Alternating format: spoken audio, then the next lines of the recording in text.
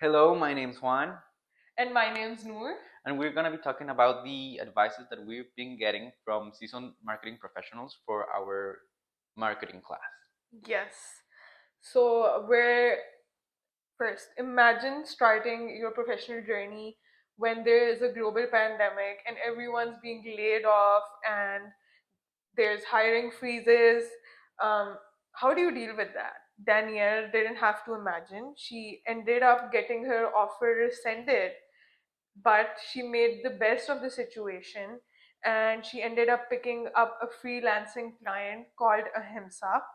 And what she did for their brand was basically amazing. She um, analyzed their target audience, retargeted their marketing efforts, and didn't pay for any of that.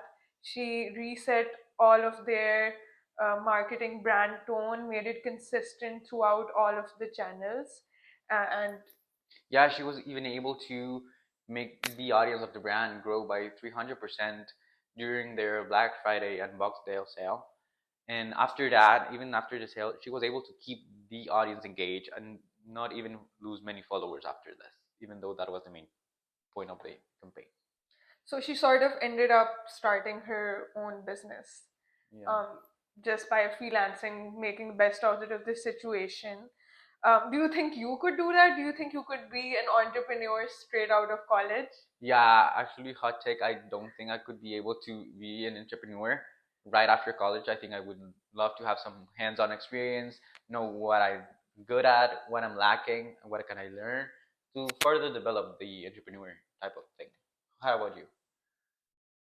I would want to say yes, that I'm that smart, but when we were listening to Danielle and she was talking about all the technical aspects of resetting SEOs, resetting the brand tone, would I be able to do all of that without any guidance?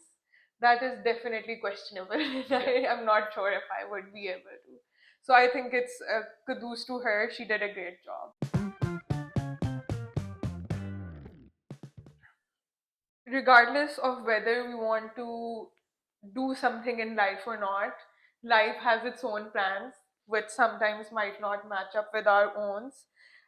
Bouncing off of that and coming back to our professional journey, and how Danielle said, lessons, life can give you lessons and blessings. It's what you make of it. So, we're trying to kickstart our co op. How has that been working out for you? Actually, it has been really tough, hard. As Daniel said, we need to network is actually one of the key points when you're trying to find a co-op. But also something that she said stand out to me about finding a co-op that maybe we're not actually interested in or that we think we're not capable to do. Because I think that's where the lesson or blessing comes in.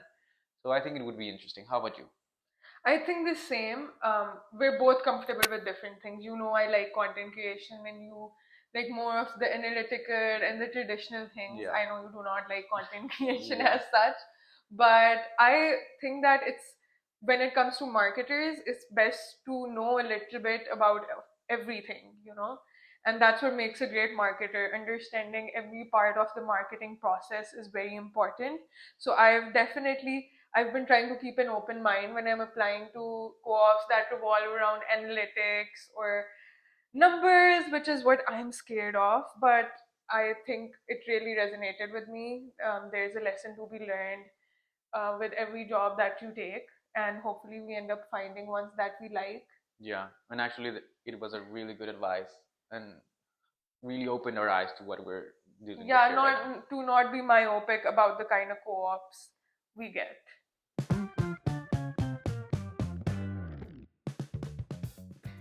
So getting a co-op is, of course, it's the goal, but the ultimate achievement would be to leave a lasting impression. Getting a co-op is just getting your foot through the door. You're gonna meet executives, you're gonna meet account managers, and you're gonna leave a lasting impression, make yourself memorable, of course, because those things matter.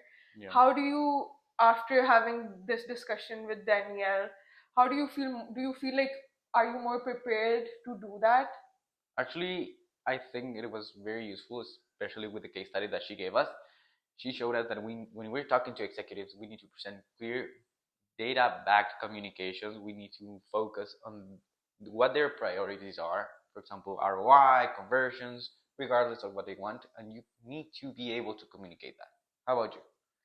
I definitely think communicating with executives can be so intimidating, Yeah. especially because they're usually older men who come from this mindset of we know better. That's at least how I see it.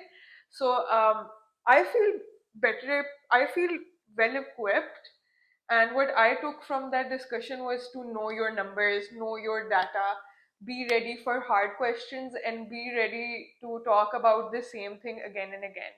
What I learned most importantly was to present data in a way that they can understand it from a non-marketing perspective, because you and I can understand marketing jargon but they cannot. They can.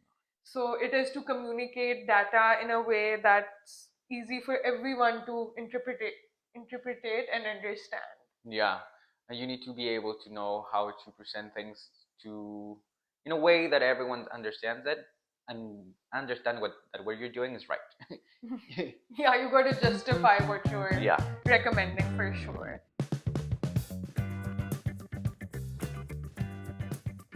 So, I guess to wrap things up, I would like to say that Danielle taught me the art of pivoting can be done very masterfully. She came from Pol Sci, went to marketing, then went into UXI design, and she does everything so well. It gives me motivation that it can be done, and we have time to figure things out. We have time to figure out what we like, what we don't, but we should try to do things even if we don't like them. For example, a co-op that we might not like. Yeah. What about you? What do you think was the boiling points of all Yeah, of as you this? said, I think life has other plans. You can either take it as a blessing or lesson. As Daniel said, don't take things so seriously. You can always pivot, you can always learn. But I think the biggest takeaway here is like know how to present yourself, know your data, and know how to justify what you're doing, so people know that you know actually that you know how to do stuff and you know how to present yourself. Yeah, I think it's about like the willingness to learn, most importantly. Yeah, very much. And that's what we're gonna leave you guys with today. Bye. Bye bye.